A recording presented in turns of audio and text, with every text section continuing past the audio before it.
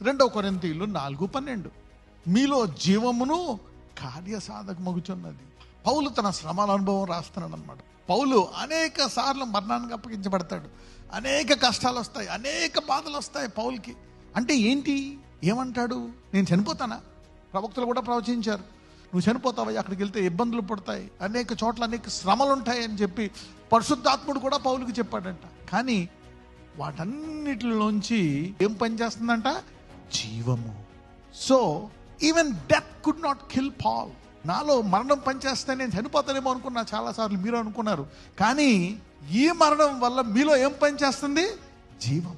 So death in them and life in them. అలాగే నీ జీవితంలో అనుకుంటాను, ఎందుకు నాకు ఈ శ్రమలు, why this problems, this pain, that suffering. నీకు తెలీదు, నీలో ఆ బాధ పని చేస్తుందేమో, కానీ ఆ బాధతో పాటు నీలో పరిశుద్ధాత్ముడు కూడా పనిచేస్తున్నాడు.